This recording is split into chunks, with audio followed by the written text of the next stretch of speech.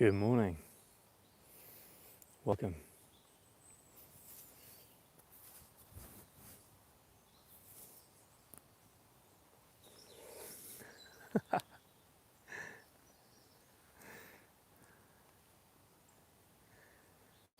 Just get this vibe set up complete.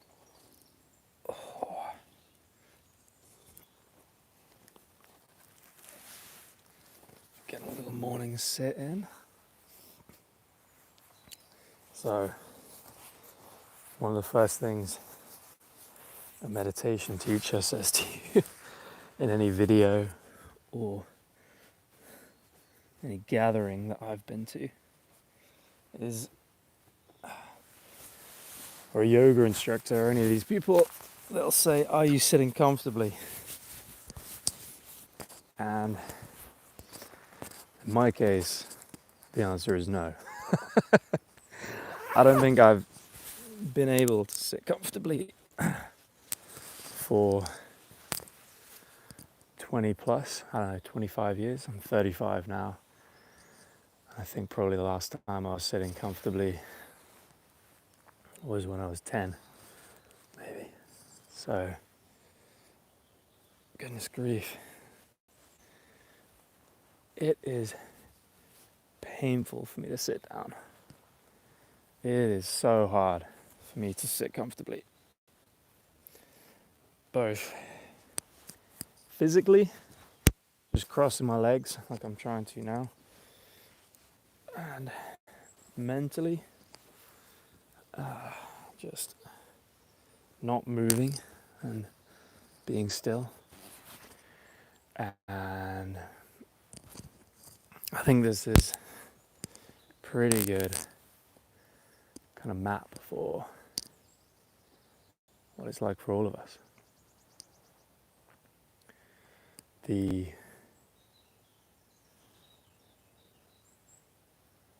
retreats that my friends have gone on, the places that my friends have been, where they will try and sit for days without speaking, sometimes over a week. That is hardcore sitting right there, and really speaks to a level of inner discipline and peace that I admire quite a bit. And if I just think about how hard it's been for me to relearn to sit cross-legged, I compare that to how hard it is to change your mind, right? If it's just, all I'm trying to do is open up some hip flexors here. And it's taking me months and months and months to unwind a quarter of a century of not sitting down on the floor. It may even take years to unwind all of this inflexibility in my muscles and tendons and fascia and all of these other parts of the hips. And I think about the mental mistakes and poor thoughts and ideas that I have loaded into my brain, and how much inflexibility there must be there. It's just really clear to me that I have got a lot of work to do. You think how hard it is just to change your hips, right? Just to sit and float in a nice, kind of comfortable way. Unless you're a yogi or you're super flexible, it is very painful to sit for more than an hour. Even sitting for half an hour, most people will find excruciating. I really couldn't pick a better place to do it. Just enjoying the sound of the forest that's behind you and the liquid that's floating around here, and tucking away a little bit because there's a lot of midges.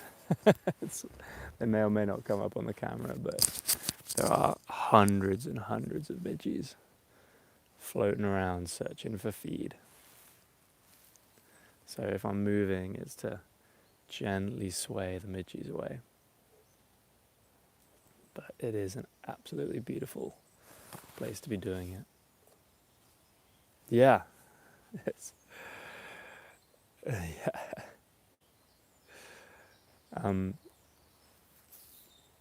Just streaming from heaven. That's how it feels. I've really enjoyed starting to learn how to stream from nature. I think that's where I want to go with this. I want to get satellite internet, get into some pretty remote places, and just use the technological and the natural to bring people along. Right now, I'm sat at the edge of Loch Ness in Scotland, which is the country in which I was born. I'm a wee Scots lad by birth, and just had a good walk, had a good little initial stream up. I had a swim. As you can see, hair's still wet. It was freezing, and now I'm just working on this project of sitting.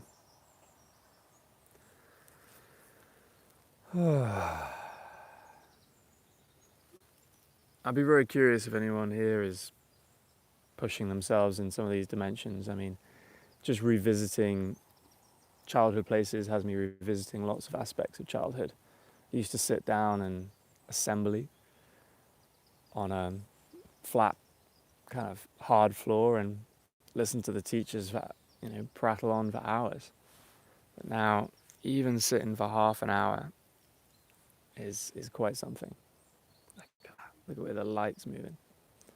I'm just keeping my head moving to avoid the midges who are starting to locate me. I think they're having a party. And now I feel like I'm working through a bunch of mental inflexibility that is going to take time. I think I've got a set of ideas about myself, set of ideas about what I do, set of ideas about the world that need to be stretched and worked through and tested. In the same way, I'm just trying to open up these hips. Right now, this is, yeah. But I mean, what a place to do it. Staring out into the infinite. Doesn't get much better. Look at that. Ooh. See if I can stabilize this a little bit.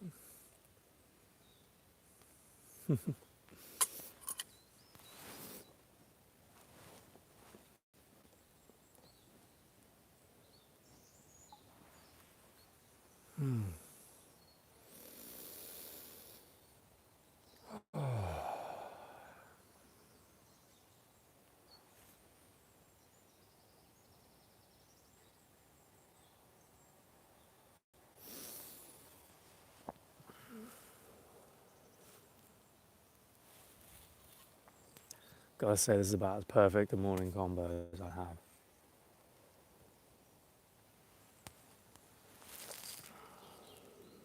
Just need friends with me here, fresh coffee instead of slightly older coffee.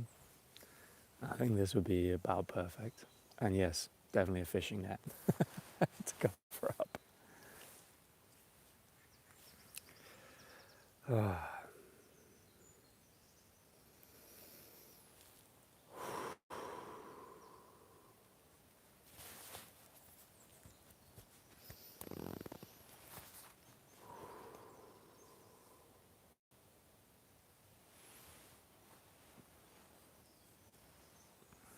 There it is.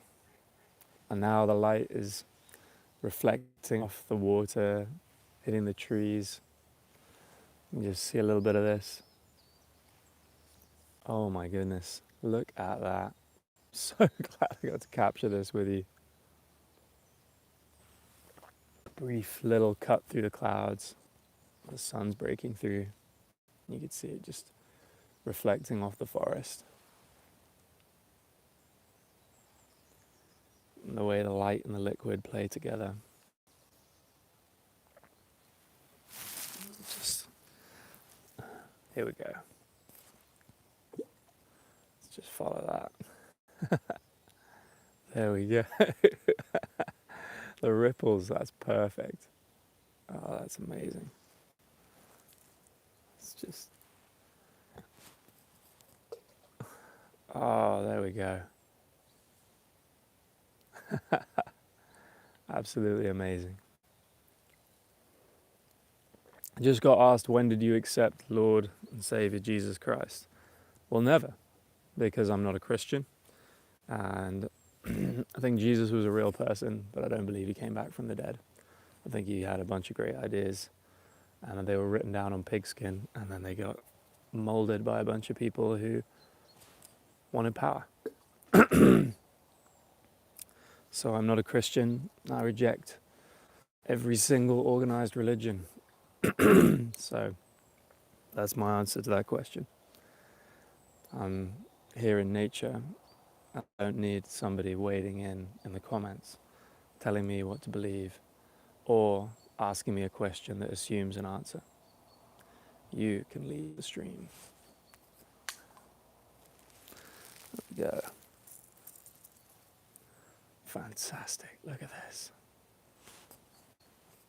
I'm sorry to hear that you are stuck in the video game of Christ.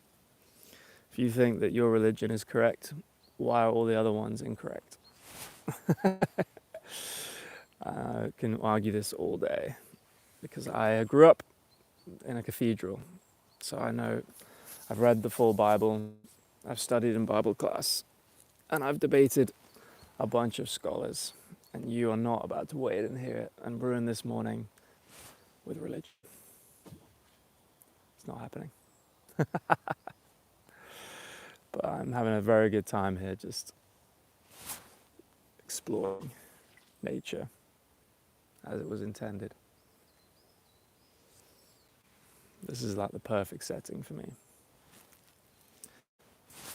These are the things you do as a kid, right? You just throw rocks all day. I mean, I remember in Italy, didn't have a phone, didn't have an iPad, didn't have a device, just be throwing rocks, and it was perfect.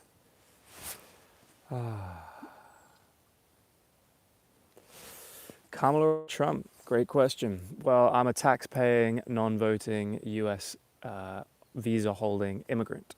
So I pay a lot of money into your country, but I don't get a vote. So I'm not here to debate that. But what I will say is neither of them can form sentences. That's pretty sad.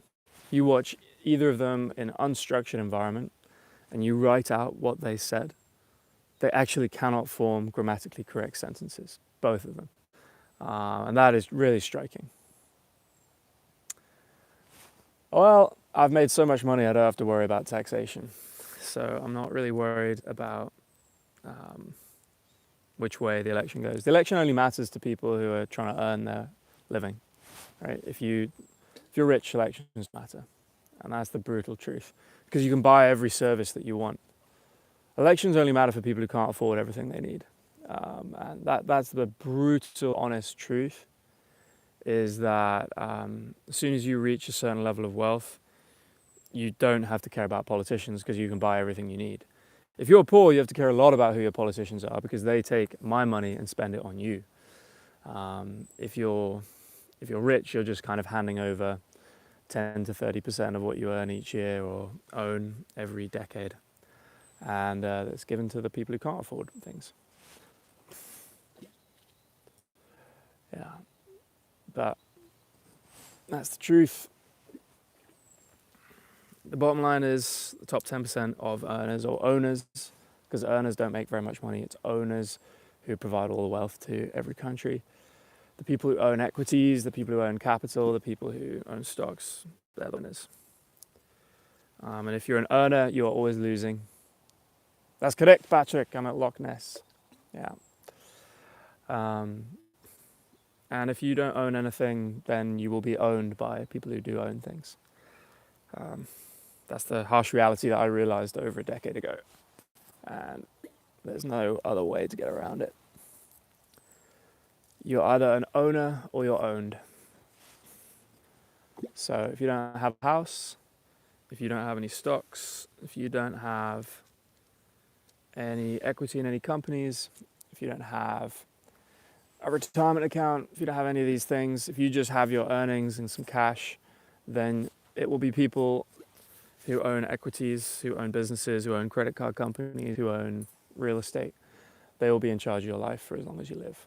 So that's the truth. So when people ask me about politics, I would say I'm still a student. I don't really know. I've never got anybody elected. I've only made a few tiny donations. I don't really know. Yeah. But yeah, this election is going to be interesting. I mean, I get the sense that nobody's happy with any of the people who are running things, and I didn't have a vote in the UK election because I don't live there and I don't currently pay taxes in the UK, and I don't have an election in the US because I'm not a citizen, and so I'm in this weird middle place, right, where I might as well just call myself a citizen of the Atlantic, because I'm just floating around in the middle between the UK and the US. Citizenship is still several years away from me. For the US, should I want to go down that path, and returning to the UK is something that will happen for me in the future. Somebody just asked, is owning hard? That's a great question. Well, it's easy to own one share of a company you believe in, right? So the two companies I believe in right now that anybody could own are Rivian and Rocket Lab. And Rivian and Rocket Lab are available to anybody in an affordable way. So I believe that Rivian is making the very best electric cars in America, and that Rocket Lab is going to make one of the best rockets for satellite constellations in the next 5 years. So I think that when Rivian releases their affordable car and Rocket Lab releases their reusable rocket, those stocks are going to go up like crazy. So I've been writing about this a bunch. I've been sharing it with friends because I rarely talk about stocks publicly because, you can be wrong all the time. But over a 5 to 10 year time horizon, I don't see any way you don't make money with Rivian and Rocket Lab. Those two companies are going to the moon. They're hiring some of the very best engineers in the world, and they're doing extremely well. Curious to see, where they go, but I've been looking at startups and technology and been an owner of a Tesla, an investor in SpaceX, and having a lot to do with the space industry, and I'm obsessed with electric cars. And those are the two companies I'm telling all my friends, if you can invest and not think about the problems, then it can be great. Yeah, there was a fire at the Rivian factory. Thank you for that comment. That's a great point. It's exactly the kind of thing where a day-to-day investor will freak out, but a decade-to-decade investor is just like, I don't care. There's all kinds of fires everywhere. Clearly they had an issue with their factory. I think it incinerated a few dozen cars. They'll learn from that and they'll move on. Somebody just said Rivian are bankrupt. You're wrong. You don't understand how to read a chart of accounts. Volkswagen just invested 2.5 billion. Amazon is a customer. The car is amazing. The cult community vibe is incredible. They've simplified their manufacturing plans. And the very worst thing that can happen to that company, in my opinion, is that he flies on his private jet to go see Jeff Bezos, and he says, hey, I make your trucks. You hate Elon, I hate Elon. Let's go. Let's make this work. Oh, look at this rock. That is beautiful. I'm going to keep that. Woo-wee. So yeah. So owning a piece of those two companies is very easy. Accumulating enough of a position that it will change your life, that's hard. Holding on to a position for a long period of time, that's hard. But that's how you can own, right? That's how you can own. And remember, you don't get taxed on gains until you sell. This is the hardest thing for people who are earning to understand. Is if you're earning, right, every month it's getting taken out of your payroll. So you're always getting knocked down. Right? If you own a stock and hold it for 5 years and it goes up 10x in price, you don't pay any tax until you sell. So this whole time it's growing, your kind of net worth is growing, but you're not getting taxed. So you're only taxed on sale. I think Rivian is trading around 10 to 15 billion. And Tesla trades at 700 billion. I think Rocket Lab trades at 3 billion and SpaceX trades at 150 billion. So my basic math here is that they'll both be a third as valuable as those competitors. I think that Rivian will be 1/3 Tesla one day, maybe 20% Tesla. I think the Rocket Lab will be 1/3 SpaceX. So both of them, I think, have a lot to run. Again, this is over a 5 to 10 year time horizon. The economy could slow down, the price could go down, all that stuff. But in terms of the value of the projects, on a relative basis, I think there's a big trade to be made if you don't believe that Elon can hire the best engineers anymore. And that's like one of the sad truths I have kind of reached, is not that I'm against Elon at all, very pro Elon. But if you're thinking about young talent, I would say most of them are Democratic. Most of them are elite institutions like MIT, Berkeley, Stanford, Harvard. And they are not joining Elon. No fucking way. Just got asked thoughts on gold, silver. I'm not smart enough to comment on commodities markets. I don't, like Buffett always says, it's just like a baseball size pitch as a cube of gold. So I can't be, I want to be really clear about the things that I do understand a little bit about and make sure I don't share any thoughts on things I know nothing about. So yeah, gold and silver, I mean, to me, it's just lumps of rock that people trade. It's hard to get out the ground, and so it can't be inflated away. And that's cool. But I honestly just associate gold with this guy, Peter Schiff, who just prattles on about it all the time. But if you'd held gold over the last 20 years instead of tech stocks, you got absolutely slaughtered. So, all you had to do was buy Google and go on holiday and go to bed, and you were set for life, right? But if you bought gold and kind of went on holiday, you'd be coming back with some bills. So, yeah, no, that's what I'd say. That might change, right? The dollar can hyperinflate, flight to safety, all that stuff, but I can't really speak to gold markets. I know a little bit about a few tech stocks, that's it. Why did Buffett sell his Apple? No idea why a 90-year-old dude who's drinking Coke and burgers anymore. I don't really study his thinking because he invests in things that will stay the same, and I only invest in things that will change. Like I'm only interested in change. The reason being that if you don't have very much money, you need to invest in something that can go up 10 to 100 times. That's the only way to get ahead, right? I can't stand all these people who are like, well, if it compounds 10% a year, then it might help you, da da da da. If you've got $10,000 to play with max, then compounding 10% a year does not fucking help you, right? And I wanted to make money before I was 40. I wanted to be rich before I was 40, not by the time I was 80. So all this compounding bullshit drove me nuts. I'm interested in people who are willing to take a risk, willing to feather the line to bankruptcy, willing to put it all on a few bets, both personally by running a company or by investing a lot in a startup, and trying to get out of the social class they're in. Right? That was my goal. Is my grandparents had 6 people in one room. My dad was a doctor, and I was trying to get to the next level of the game. I'm not interested in compounding and retirement investing and scrimping and saving and skipping a few coffees and any of that bullshit. I'm interested in, are we going broke or are we going to heaven?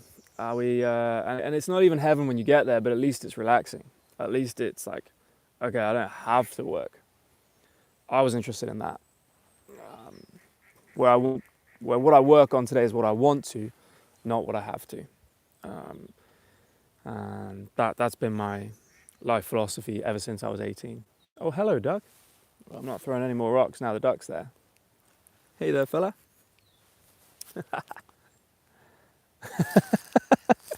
Enter stage right, exit stage left. I don't know how it looks to people looking. Oh, and he's back. Bitcoin, know a little bit about that. Problem with Bitcoin is the community. The people are so annoying. And the benefit of Bitcoin is the community. Those people are so annoying. They will never sell, and they will be always hardcore and loading Bitcoin. I've been involved in the Ethereum community from the earliest stages, held Bitcoin. There's just nothing to do with it, really. There's not a lot to do with it, but I think that's the feature, right? Having something that has a predictable monetary policy, and that's the way I view it, is it has a computational monetary policy. Bitcoin, we know that it's a disinflationary, so that means it's going to keep growing until it's 21 million. So in about 100 years, all 21 million coins will exist. And whereas we don't know how many dollars will exist in 100 years, likely will be an exponential increase in dollars. So in price terms, Bitcoin should always go up over every 2 year to 3 year period, because every 2 to 3 year period we're printing shitloads more dollars. That's my guess.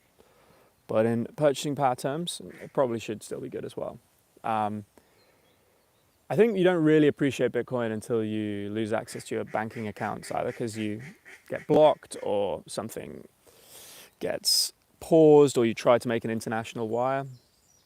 But the real story in crypto, ironically, is the dollar, right? Stable coins running on Ethereum are competitive with some of the largest dollar-moving banking networks in the world. And that, I think, is a fundamental, amazing achievement.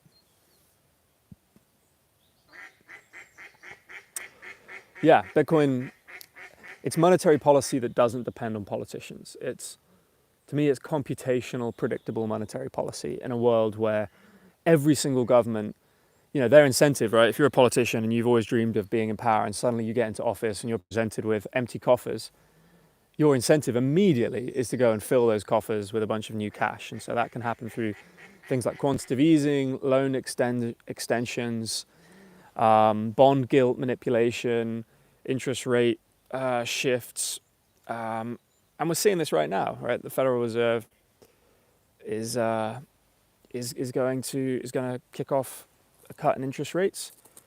And I've just been sitting cross-legged, even for just half an hour. And the pain I'm experiencing in unwinding this is like, whew. All right. Yeah, this is fun, actually. Thank you for all these great questions. I've never really had enough of a community on YouTube to get such good questions. But I'm really honored that all of you are here asking these questions. And I'm going to do my best to answer honestly. And maybe there'll be a little record of it after we do this. If there are any other questions, I'm really interested in helping people get another zero, right? Like all the people who say money doesn't make you happy, they fucking inherited it. They can fuck off. Money has absolutely made me a lot happier. And anybody who says, oh, you just need $80,000 a year to be content, after that it flatlines. No, it fucking doesn't, okay? No, it doesn't, right? That is the biggest lie I see bandied around social media all the time. It does not flatline after you've got your bases covered, right? There's lots more things that you can then do. Like the best fucking thing is to be able to invest in your friend's idea, right? Or build homes for people, or support charities. These things make me a lot happier. Like, I get really tired of people saying like money will make you happy. Now, I will say that people who have only money, those people are pretty unhappy, right? If you inherit it, that's pretty lame. If you make it through kind of criminal enterprise, something that hurts people, that's lame. If you scam people, that's lame. But making money in a wholesome way, delivering a great product or service, making an investment in something you believe in, that's absolutely made me happier. And like anybody who tells you different, you should tell them to fuck off, quite frankly. Because it is one of the biggest myths in this world that these things can't make you happier. Like some of the greatest moments I've had are being able to help friends with their businesses, being able to support my family, being able to, not not worry about the month to month, but think about the year to year. But one thing I will say is there is a massive first hurdle that I would focus on before like extreme wealth, which is, do you have a year of savings in the bank? Like just having a year of cash in the bank really fucking relaxes the brain. Like take your rough annual budget, which for me, say 10 years ago was the first time I experienced this. I was in my mid-20s and one of my investments went up like crazy and I sold a third of it and I had about a year of cash in the bank, which at the time was say £80,000-ish. That was enough, more than enough to just chill for a year. And it was the most relaxing thing I've ever experienced because it meant I didn't have to freelance design. I didn't have to work on the next thing. I could just sit around for 6 months and read. I could travel the world, and I did. I went to New Zealand and traveled around. And then I could try things. And so before you get really rich, I would focus on just getting the fuck you fund, like a liquid year of cash available is massive. Hey Dave, Dave James just tuned in from New Zealand. It's great to be there. And I gotta say, it sounds like you're going through a lot in New Zealand. As always, everywhere in the world, it seems to be like the housing crisis has got really intense, particularly in New Zealand where you just think so many people have batches on the beach. Sending you some love to New Zealand, one of the most beautiful countries in the world. Honestly, being at these locks remind me of some of the New Zealand kind of fjords and valleys and the beautiful places. I'm just sharing a bit of magic this morning. We're talking about, people have been asking me about various investments. I know a little bit about a few things, particularly startups in Silicon Valley. Almost every other kind of investment, I might not be very helpful, so I wouldn't suggest that. But yeah. Anyway. It's beautiful here indeed. It's absolutely magical. This is really nice. I've not had so many people come in and comment and share things. It's really nice to hear from you all. And I hope everyone is well and would love to. Patrick asks, what about AI investments? So I think we're about to enter a pretty interesting period for AI investments because we've gone through the mania, right? Like the sheer amount of capital that's been invested in AI is insane, right? Everybody who held any NVIDIA is having the time of their lives. I know lads that have fully retired from their job because they were an AI engineer. They realized that NVIDIA made the only chips. They put 10, 20, 30,000 into NVIDIA back in the day. And now they're sitting on a few million and they're just like, I'm done, right? And that's pretty wild, right? I think NVIDIA is top 5 company in the world now and Intel's on the chopping block, maybe going to be sold. So I'm not sure I have any good public stock recommendations for AI because almost all of those have pumped, right? Almost all of them are up enormously because everyone's looking for the next NVIDIA, right? Whenever you miss something, it's like when everybody missed Bitcoin, they went to Ethereum. When everybody missed Ethereum, they went to EOS. Like I saw that a lot in crypto. You're seeing that with everybody missed NVIDIA looking for the next AI stocks. So I'm not sure I could like point you to a good stock in AI. But what I would say is just trying AI every day is a very, very useful thing. Like getting better at your job using AI is a big deal. So everybody right now is raving about a product called Cursor, which is for coding. Obviously you can use ChatGPT to improve your writing, but there's like 1,000 AI apps coming out every month. Like if you go on Product Hunt or Twitter or any of these other places, I think just using AI to get better at your job, using it to help you with invoices or automating systems, generating images, producing videos, thinking through ideas, asking it questions. I think that's actually using AI to skill up is I think the best way to make money from AI today, immediately, that I'm aware of. I can't point to stocks that I would say would be something I would check out immediately. Like one of the things I think someone should build is like help people to speak better in English with AI. Not just learn the language, but actually enunciation, pacing, pausing, and really delivering great speech over audio is one of the most powerful ways you can get people to do what you want. So yeah, in terms of AI investments, I think that one is because it's so hyped and there's so much capital flowing in and there's so many insider secrets. And a lot of the companies that would be really exciting to get into are private and only available to accredited investors in the US. I'd say it's like a focus on yourself king vibe, where it's maybe better for you to use AI in your job or use AI to compete in business that would be to punt into the next kind of purported NVIDIA stock. But hey, that's just me guessing. And that's what I'm doing. I'm like using NVIDIA to become a better designer, using NVIDIA to become a better kind of like consumer of information. I find pretty helpful.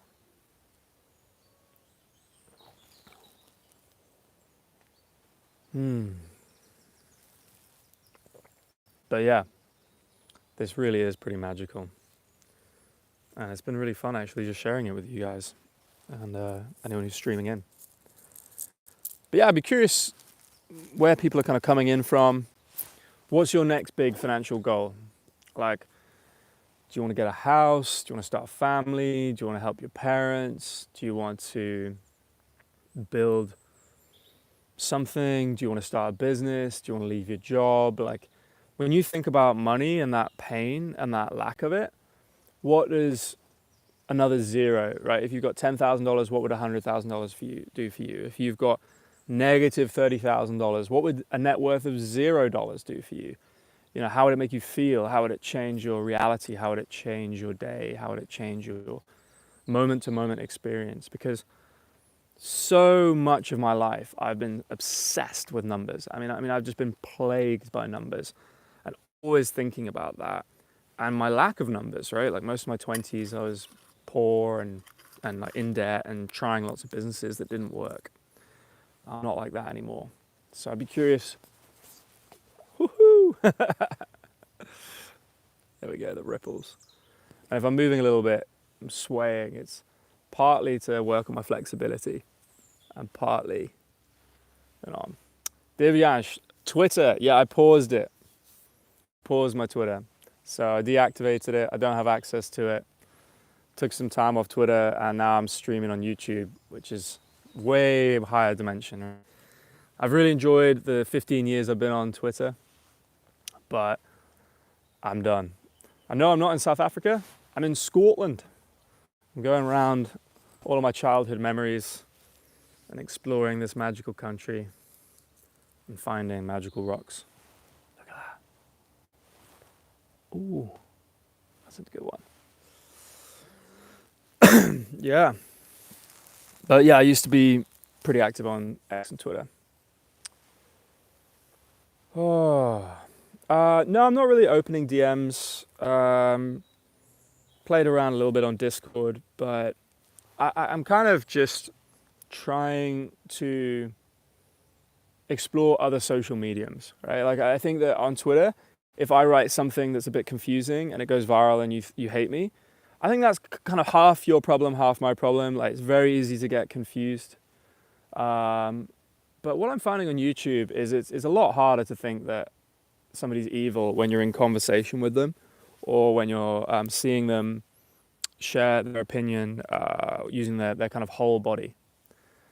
Aye, Scotland is where the real warriors are. That is what I believe too. One thing I'm going to try with the next stream is to have these comments like loaded up more clearly so people can kind of see the backwards and forwards conversation that's going on. I don't know how well they're recorded in the YouTube system just using the YouTube app, but look at this light coming in now. Oh my goodness. This is absolutely stunning. Yeah, so I've just been working on the flexibility of the hips. People have been asking about investments, been talking a little bit about money, a little bit about politics, and just enjoying the coffee in the morning. Oh. But yeah, a lot of my quest now is helping people visit, explore, and learn from Silicon Valley. I don't think everybody should live there, but I do believe everybody who's curious should visit. It's just one of the most dynamic places and the highest learning rate of any place in the world.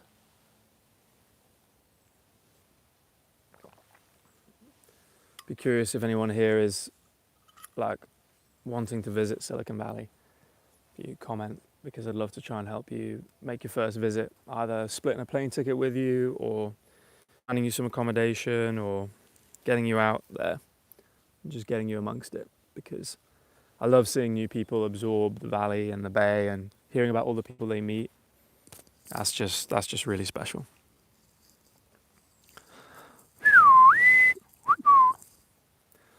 All right, nearly 40 minutes sitting cross-legged.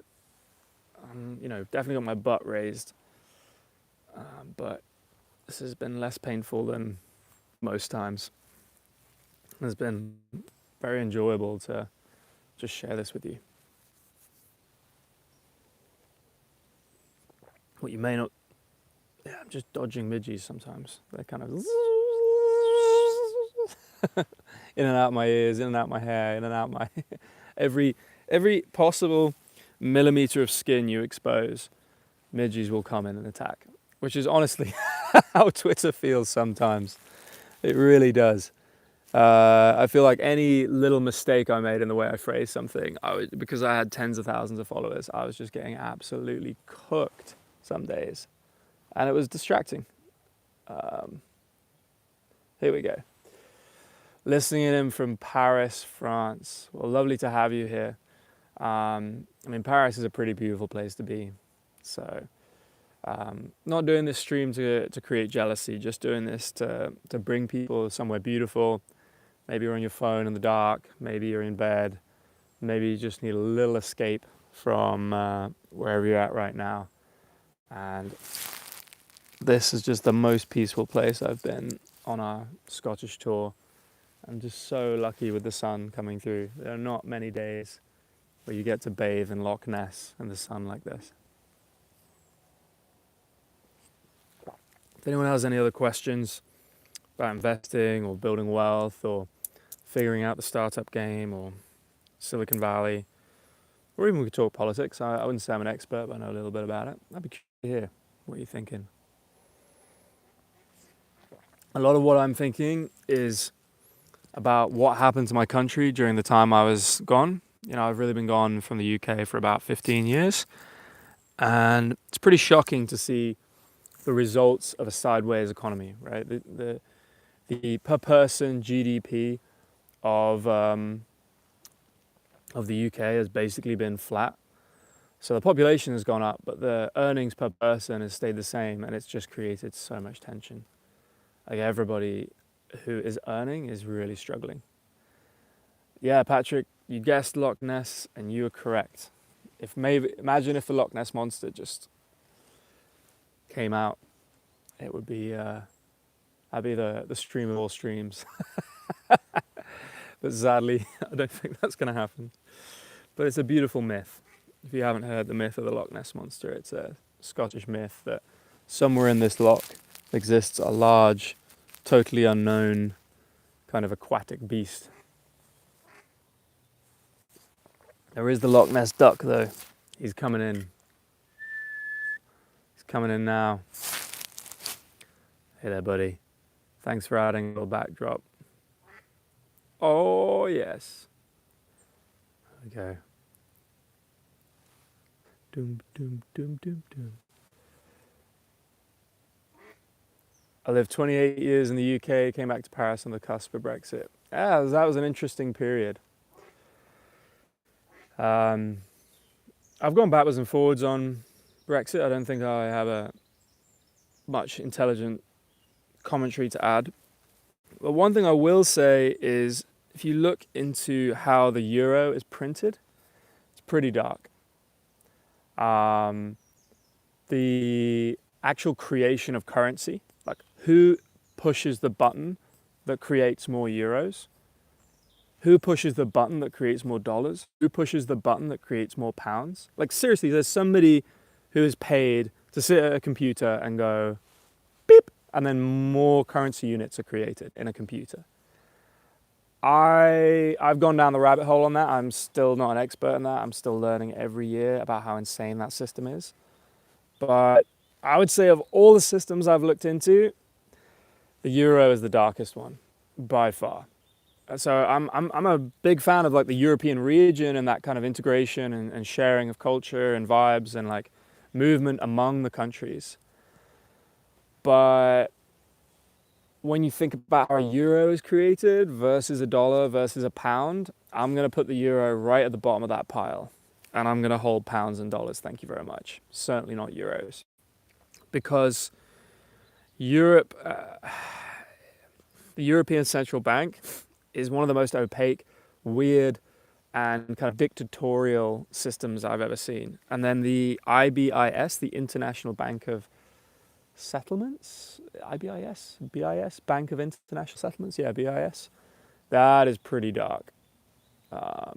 Yeah, that is like that is an organization that really wants to know what you're spending your money on, whether it's sending money to a friend or buying, a video for yourself. It's pretty dark. So yeah, that would be my one commentary on Europe, is that I do believe that at some point Europe would have forced Britain to join the euro, and I would have voted for Brexit if that was on the table. So I'm a Brexiteer if it involves currency creation. So Germany went far right. Well, I mean, there is an election and people are voting for something they're feeling, which is they want fewer low-skilled immigrants from countries where there is no cultural cohesion whatsoever. I'm not sure they necessarily went far right so much as they got tired of a change in their country. Europe is nowhere near as competent at assimilating cultures as America. And I think that one of the biggest missing words in the dictionary is this idea of culturalism.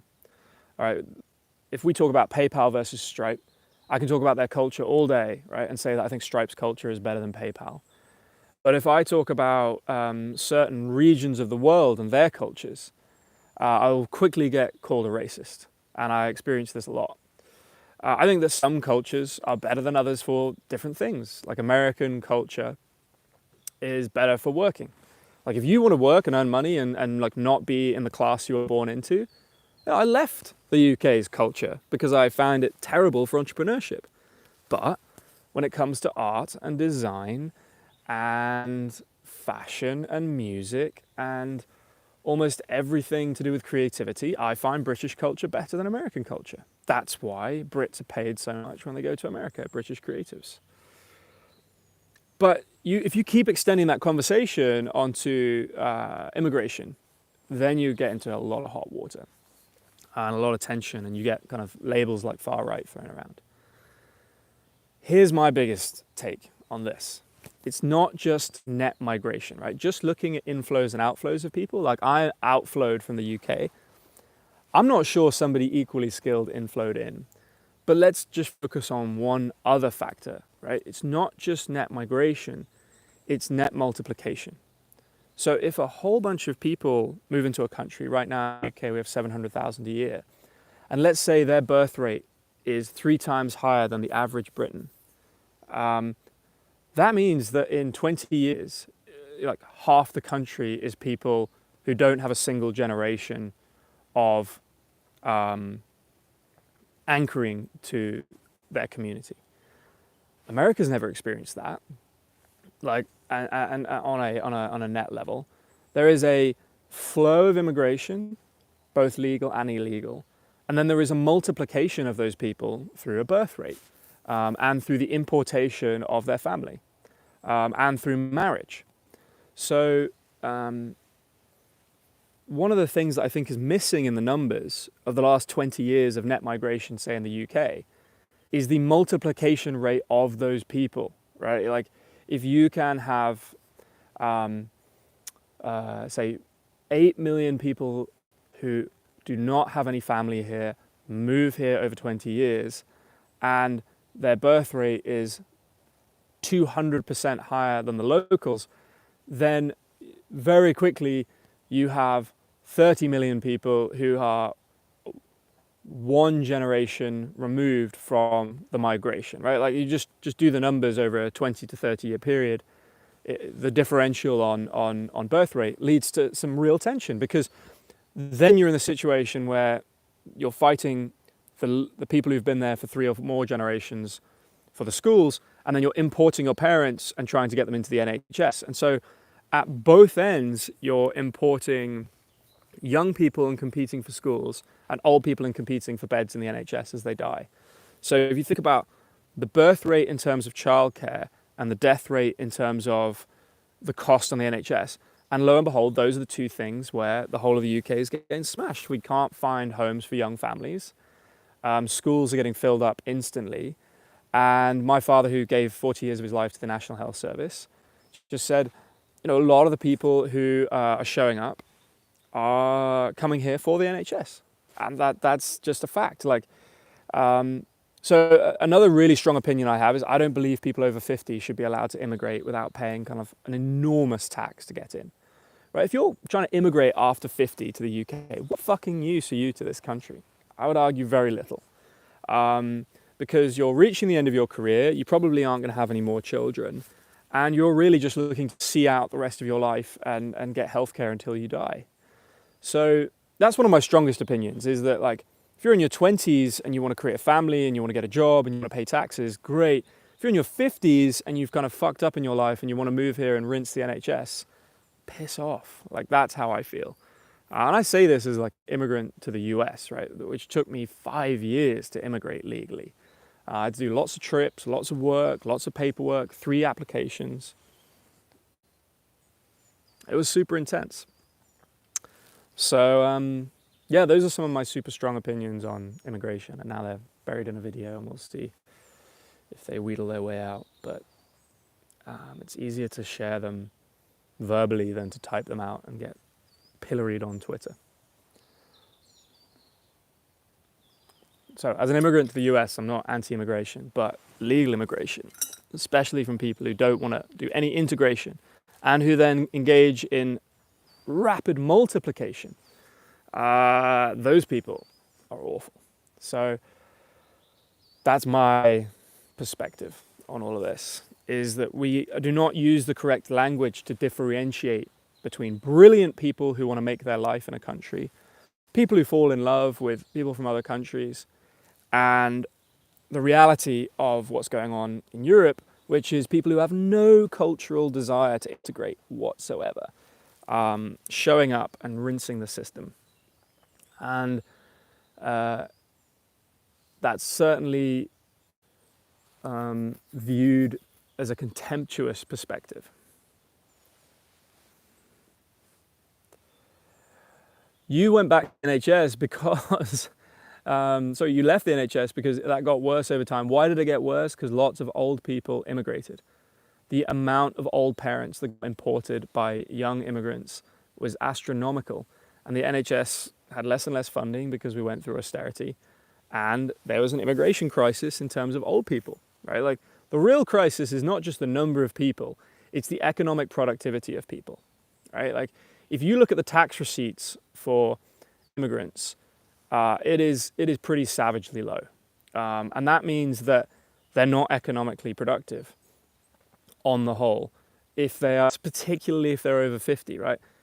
If you look at the amount that they're using of the NHS relative to their tax receipts for the assets they're dispensing to pay for their retirement, it is terribly underfunded. And that's why in a private system, where you're forced to pay for your healthcare, you face the reality, right? You have to sell your house, you have to downsize, you have to spend some money, you have to pay some tax, you have to pay the bill. But if everything's offered free indefinitely, right until death, and that most of the expense of somebody's lifetime NHS bills are in the last 10 years of their life, and you're showing up in the 30 years of your life to these shores, it's a problem. So, yeah, I say this as someone who's lived inside the NHS. I go and see my dad doing surgery, and I love the fact that the NHS exists, but we have to face the reality that it is insane how much we spend keeping old people alive during the last 10 years of their life. It is absolutely ridiculous. They are having an incredibly poor quality of life, and we're forced to keep them with 24/7 nurses and ventilators and all kinds of extra drugs and healthcare and surgeries when they're gone, they're dead. And in a tribal setting, they would be left in the cold, and that would be that. That's the truth. A lot of families torture old people right up until the point of death, and with all kinds of drugs and extra surgeries just to keep them alive so they can chat about distant memories. It's insane. And I think it's honestly psychopathic the way we've reached with society when it comes to death.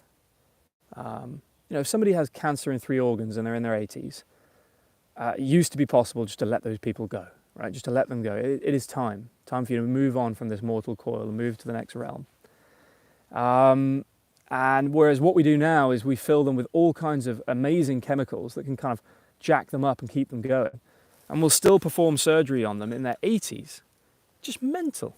Slicing up an 80-year-old's body and thinking it's going to heal. It's crazy. So yeah, I'm not a doctor myself, but I've been in an NHS family my whole life. So we have a very different perspective on healthcare because our family have been part of the system that administered it for 40 years. So my dad was one of the best surgeons in the world for eye surgery. But when it comes time, it's going to be coming time. We've lost the acceptance that death marches on for all of us. And delaying it a few years at the back end when the quality of life is so terrible and they're in excruciating pain or they're demented is, I think, one of the most psychopathic aspects of society. That we need to accept the stages of life, right? And this is what I mean with regards to immigration. If somebody's young, wants to build in the world and they've got energy and they're going to start a family and build a business or get a job or move things forward in the country, by all means, come here. But if you reach the stage of life where you're kind of fucked up, you want to come and rinse the NHS, I just think they should be blocked or sent home, back to their own countries. It's just horrific. So yeah, those are strong opinions. Those are things that are easier to say in conversation, easier to say on a stream, very hard to type in a compassionate way. But I'm happy to say them and happy to leave them on record. But now I think I'm running out of battery and we're approaching an hour. So I'm going to get up from this sit. Oh, my hips. 5%. But yeah, this has been a lot of fun. Thank you for all the good questions and the good conversation. And I've learnt a lot. Just by streaming and talking, you kind of reveal some of your thinking. So it's a lot of fun. Someone just said, thank you, old man. Well, for someone who was living in the UK for 28 years, I'm going to assume you're a lot older than me. So you can jog on. I'm not going to take those kind of rude replies. Yeah, I'm having fun. I'm having a lot of fun here. Show you around here. See if I can get this working.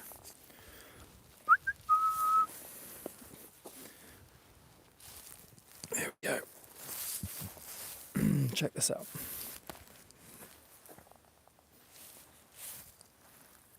Woo! Beautiful. Someone left that there. All right. I'm gonna cruise back to my car. 51 and booming. Love to hear it. Yeah, that's a good age. Parlez-vous français? Oh, just check this out. Just look at this. I'm gonna finish with this because it's just the best. Gonna hit an hour. Oh my goodness. It's like the perfect way to end this. As we hit an hour. And there's the duck. Duck of dreams.